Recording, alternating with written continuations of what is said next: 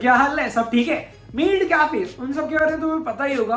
तो क्या जापान में वो इकलौती ऐसी चीज है जो वियर्ड है? नहीं नहीं नहीं नहीं, you are underestimating Japan. जी हाँ, जापान में तुम खुद और तुम्हारे यूज्ड कच्चे दोनों बिक सकते हैं।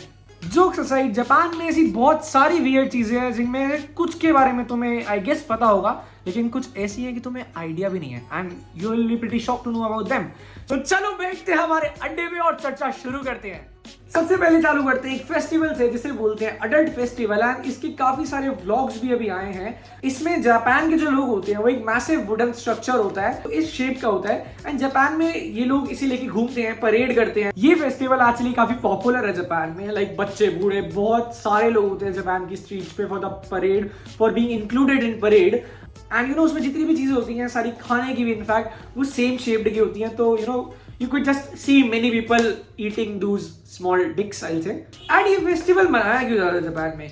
ये फेस्टिवल को लिंक किया जाता है चाइल्ड सेफ बर्थ से, कुछ ऐसी डिजीजेस जो सेक्सुअल डिजीज होती है उनसे प्रोटेक्शन के लिए, मैरिज के लिए और फर्टिलिटी के लिए। Basically this festival is a blessing for all of them.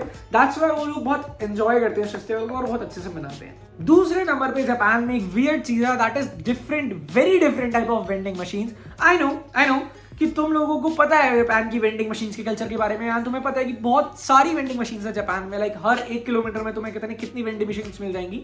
लेकिन right now I am gonna tell you about some very weird and very different vending machines जिनके बारे में शायद तुम्हें ना पता हो। सबसे पहले खाने पीने से चालू करते हैं, क्योंकि जनरली वेंडिंग मशीन्स खाने के लिए ही होती है, लेकिन जापान में एक्चुअली थोड़ा केस डिफरेंट है।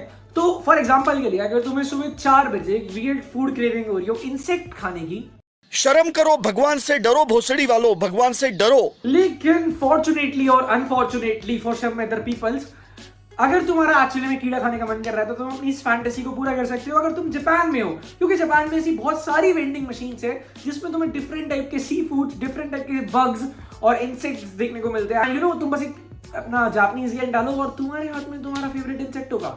तुम्हें खाना है, पालना है, it's your choice, I mean या एंड पालना है, तुम नहीं पाल पाओगे क्योंकि वो मरे हुए होते हैं।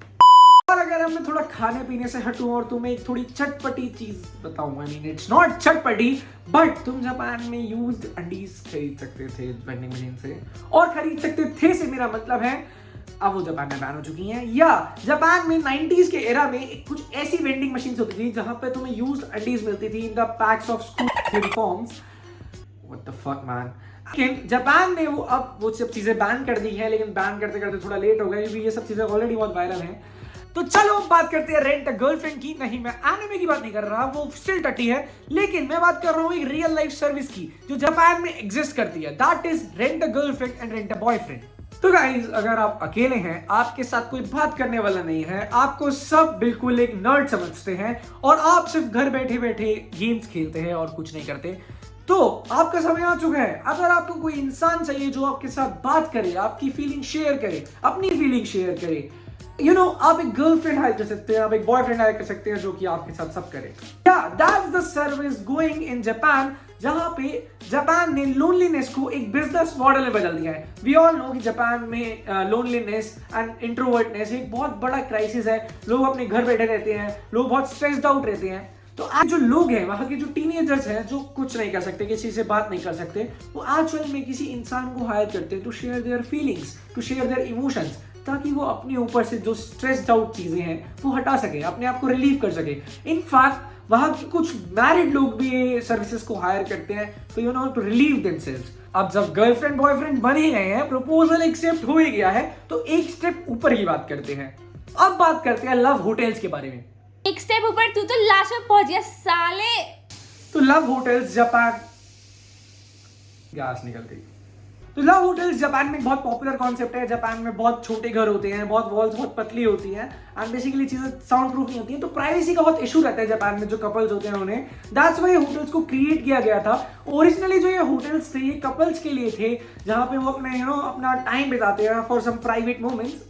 It's basically the OYO of Japan. लेकिन धीरे धीरे जो कॉन्सेप्ट था, ये जो चीज थी, ये बहुत पॉपुलर हो गई in the whole world and तब से ये जो आइडिया था ये जापान में बहुत एक्सपैंड होने लगा।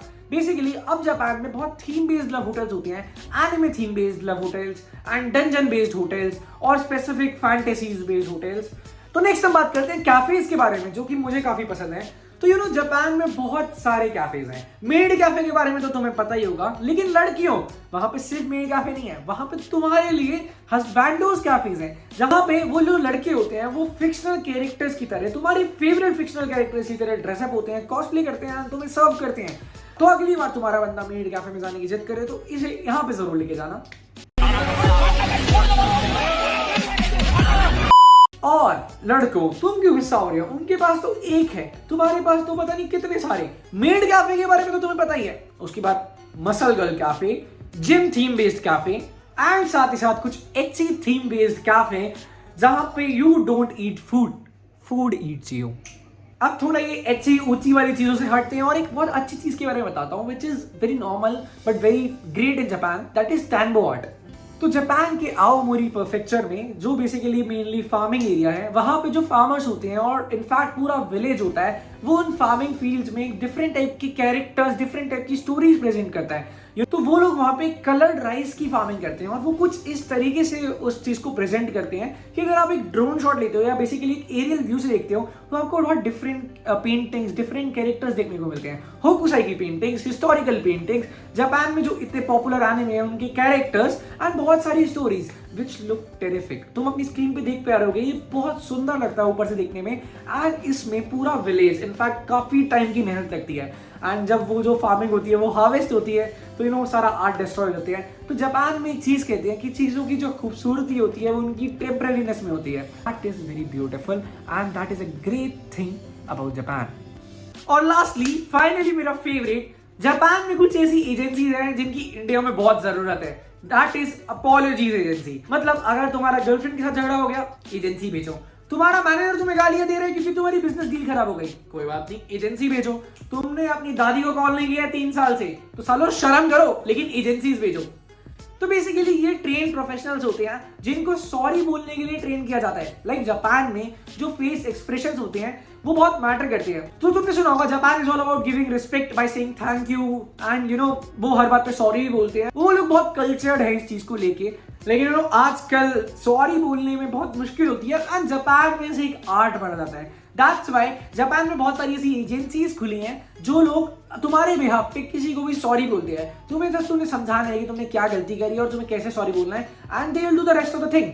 वो जाएंगे, बहुत अच्छे से बो डाउन करेंगे, बहुत अच्छे से सॉरी बोलेंगे, बहुत अच्छे से फेस एक्सप्रेशन ठीक रखेंगे एंड दैट्स इट। तुम्हारा काम हो गया, तुमने सॉरी बोल दिया अपनी तरफ से। एक बात बताऊं, इसकी ना इंडिया में भी जरूरत होनी चाहिए थी, खास करके ये पॉलिटिशियंस की बहुत काम आती। एक सेकेंड, मेरे घर पे कोई आया। अबे क्या कर रही हो आप? बहुत मारा सर उन्होंने, बहुत मारा। इंडियाज गॉट लेटेंट बना दिया मेरा।